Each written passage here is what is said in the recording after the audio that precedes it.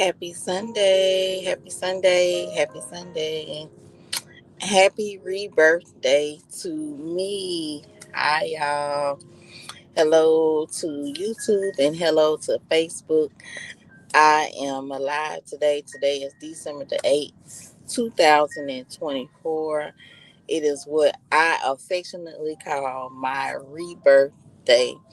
And today I started my day with just complete gratitude for 16 years of living past the time where someone thought that they were going to stop my life and end it at that point. But God said something differently, and this is why I live the way that I live each day right now, because I know for myself. I know for myself. I know for myself, without a shadow of a doubt in my mind, that there is a reason for me to be here on this earth at such a time as this. And just to understand the importance of really, really understanding that I am loved by God. I am valued by God. I am valued by myself. I am loved by myself because things could have been totally different for me. Um, I don't take any day for granted, because when you live through something that I lived through, and I'm going to share the story. Um, my shout out to my beautiful, beautiful, beautiful sisters and queens and kings that are in the Law of Attraction um group that is headed by Darlena Rose. Hey, Darlena. I'm live. I don't know if anybody can see me. I guess I should make sure that if you're hearing me and you can see me and you're live, either on YouTube or Facebook, say hello in the comments so I can see your comments. Um, I have two phones on. I got one of them playing some light music in the background because I like music, y'all. Music is something that appeals to me. So, if you can hear me, say something in the chat. Say hello. Let's see.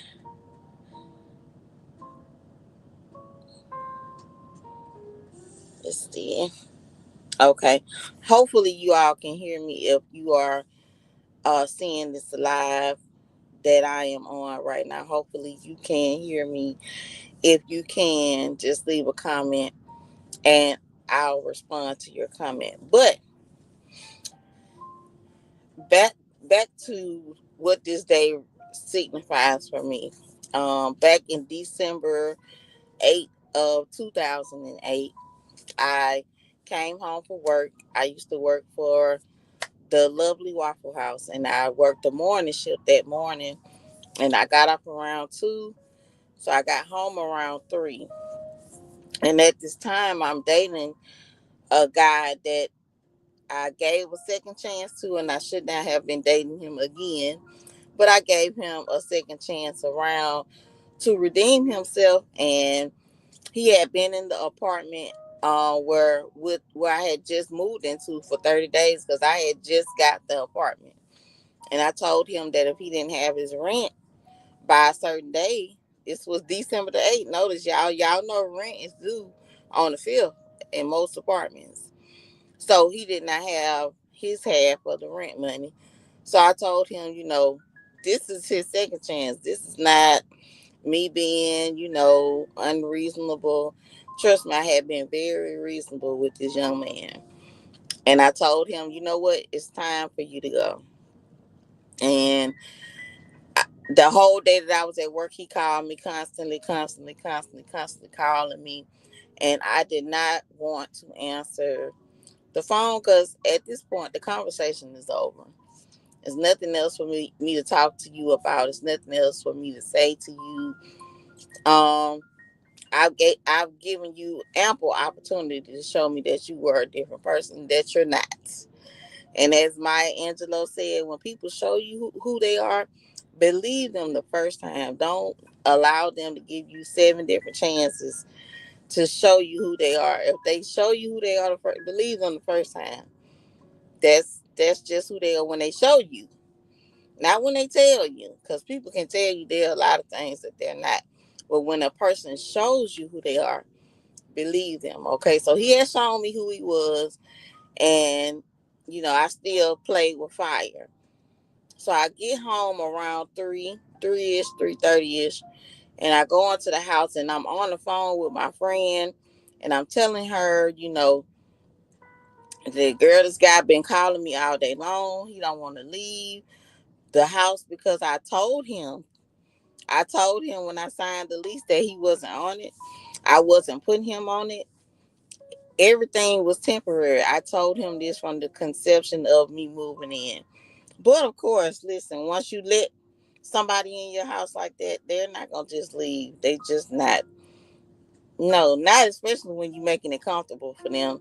Because while I'm on the phone talking about this man to my friend, I'm literally in the kitchen taking out chicken to make for dinner that he's probably going to enjoy.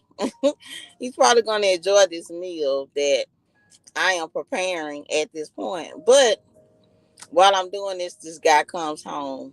He comes home from wherever he was, and I'm on the phone. I didn't hear him come in the house. He came in so quietly until when I turned around, he was just right behind me. And at this point, he knocks me to the floor. Well, I get out the phone with my friend. I tell her, let me go. And I said, let me talk to him because he's here now. And she didn't want to get out the phone. She was like, are you sure you want to, me to get out the phone? I don't really trust him, because she knew the things that he had done in the past. And I was like, I'll be okay. I'll be okay. Me thinking I'll be okay. And I got off the phone with her. And so he says to me, what did I tell you about playing with me? And I'm like, what? What do you mean? He says, what did I tell you about playing with me? And I'm like, I'm not playing with you. You really got to go. Because at this point, I had already devised a plan to move somebody else in to get a roommate so that I didn't have to lose my apartment. And I told him that he had to leave. So basically, y'all, he knocks me to the floor. He straddles me. I'm only 5 feet tall for those of y'all who don't know me. Um, I'm only 5 feet tall. He straddles my chest and he basically strangles me until I spit blood in his face. And by this time, things are going very wrong. I am basically declining. My organs are shutting down and I'm choking to death on my own blood. My organs are shutting down and I'm choking to death on my own blood. This is what's happening. And it's so surreal until I feel like I'm not even in the room. It's like I'm watching myself go through this at this point. And in the middle of all of this happening, my oldest daughter comes home from school. My oldest daughter was the only child that was with me at the time. My two younger children were with my ex-husband. And so she comes home from school in the middle of all this going on. My whole work shirt is now, I still have on my uniform. I haven't even had time to get out of my work clothes. I come straight in the kitchen and start cooking or preparing to cook, when I get home from work. So I have on a Waffle House shirt that's soaked in blood. Blood is everywhere. Blood is in his face. And listen, it's a lot. So I won't go totally through all of what happens. But my daughter comes home in the middle of this. And so he is now on the phone with his mother, who was someone who worked for the police department in a very popular city in the Atlanta metro area.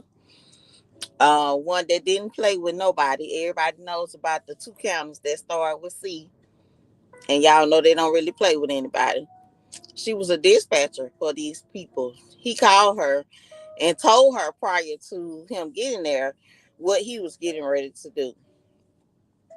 And she didn't believe him. So she didn't contact anybody. So he's on the phone and she could hear me in the background crying.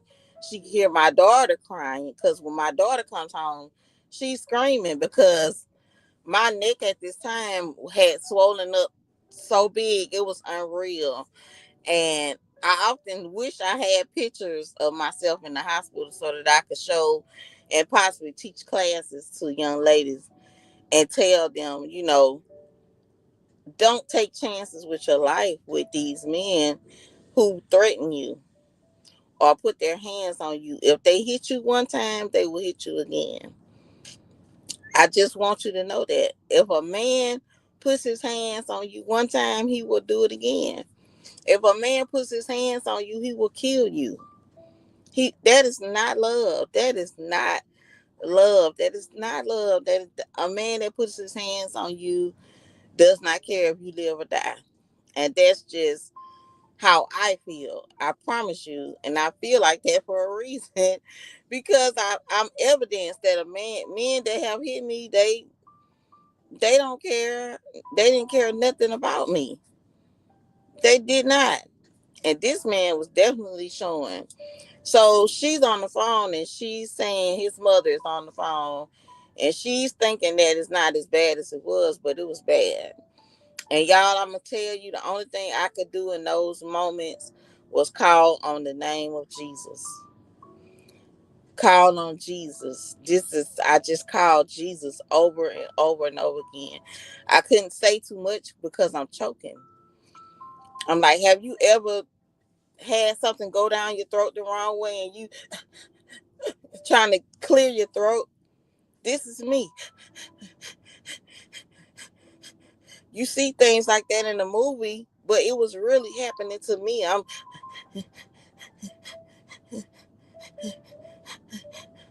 And all I could say was Jesus. All I could say was Jesus, Jesus, Jesus, Jesus. Just call on Jesus. And I don't know what your belief is, but I can tell you what mine is.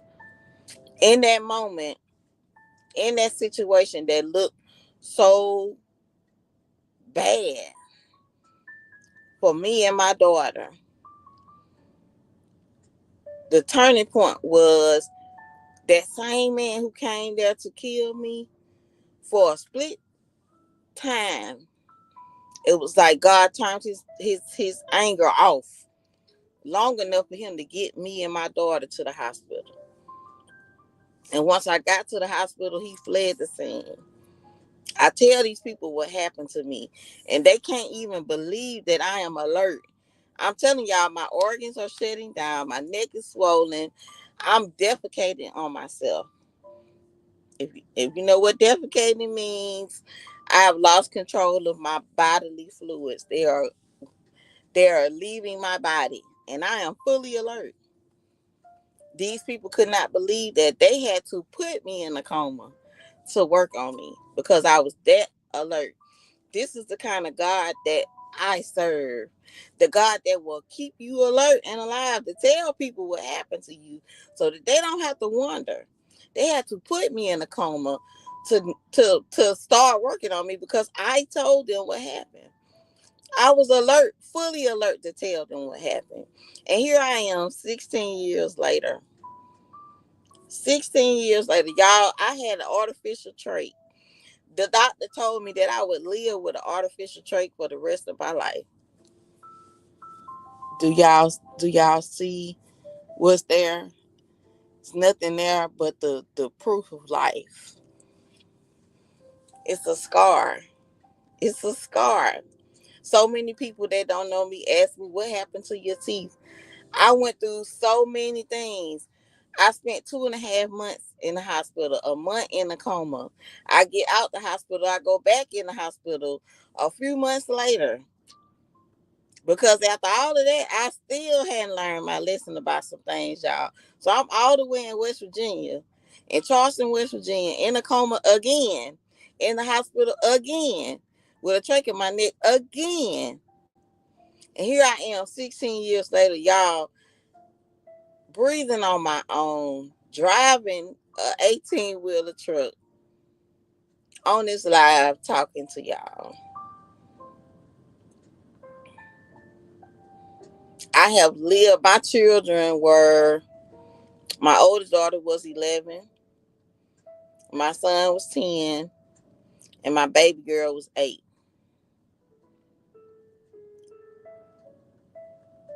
I have lived. I have lived to see them become adults. My grandbaby's birthday is tomorrow. He's turning 2. I got another grandbaby on the way any day now. His mama look like she gonna pop. My grandbaby will hurt. I got a girl, granny girl. My daughter looks like she's ready to pop any minute, so the baby could be here any day now. God has blessed me to live 16 years past that day. And for some people, you may be tired of me telling my story. Hey, God bless you. Just don't even tune in to nothing I say if you're tired of hearing my story. But to the person who has never heard my story, who has never understood why her teeth missing in the front of her mouth because of, listen, I could breathe on my own, y'all. Listen, I lost my teeth in surgeries. I've had so many surgeries over and over and between 2008 to 2011. I had so many surgeries I can't even count them all. But God has made a way for me to be able to breathe on my own and not live every day with an artificial trach. They wanted to put a metal trach in my neck, and once they put a metal trach in your neck, you can't have it removed. It's there. You die with it. And I wasn't gonna live. I prayed and asked God, please heal me. Please heal me. And he did just that for me. And I'm not anybody that's more special than anybody else. God will do it for you. This is why I live the way that I live. This is why I have the faith that I have. This is why I have the joy that I have. This is why I don't take time for granted. Because even in this moment, my parents were my birth father wasn't alive to see that part of my life. He had passed on, but my mother and my stepfather were there in the hospital when they took the trach out the first time, and they thought I was fine, and they took the trach out, and I stopped breathing right in front of them. They had to watch me be coded in front of them and praying and me with me just coming back to life in that moment, and me experiencing God seeing angels, literal angels that I could see come in that room and take care of me. And y'all, I've never written this story. Darlena asked me today, shout out to Darlena Rose. She asked me today, which book is this in? I've never written this story. I've never written this story. I believe that this is a story that has to be told and shared live with others so that they can understand. And I would love to be able to host a seminar or maybe a retreat. I wouldn't say a seminar, but whatever God allows me to do. This is one way that I can reach the world even while I'm on the road. I'm able to do it through technology, and I pay for the technology so that I can share and be a light into this world, and to know that you can live past all of that. I do not look like any of the hurt and the pain and the agony that I have experienced in this thing called life. What I do know is this too shall pass. This too shall pass. This too shall pass. I don't know if you all are commenting. I don't see any comments. I see people coming in and out. And I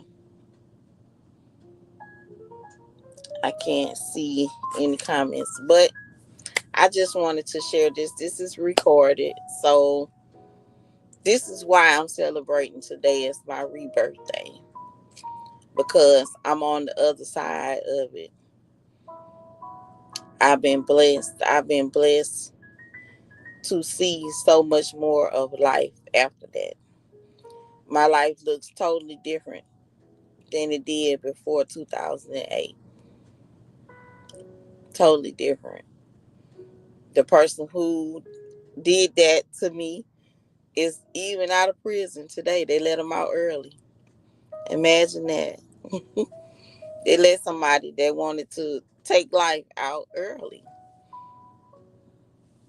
Imagine that. But hey, God bless him wherever he is. And I move forward. I move forward because I am so blessed to be in the land of the living. And I open myself up to share because I know personally of young ladies that didn't make it, that men took them away from their families, away from their children, away from their loved ones, their friends. I know people personally who did not make it. So I don't take it lightly that God allowed me to be here in this space on today to say that I'm still here. And whatever it is that God will have me to do in this life, I'm going to do just that. All right, y'all. This is recorded, so if you didn't catch it live, you can watch the recording. But today is my rebirth day. I saw some people saying happy birthday, y'all. My born day is in July, but my rebirth day is December the 8th. And this is why I celebrate it, because God gave me another chance to live and breathe again on that day. And I'm so glad about it. I'm so glad about it. I'm so grateful. I'm so grateful. I'm going to get off here before I do some ugly crying again. I hope y'all have an amazing day. And if you didn't catch this live, you can catch the replay on YouTube or on Facebook. It is your girl, Bridget. I wish you blessings and love. Bye.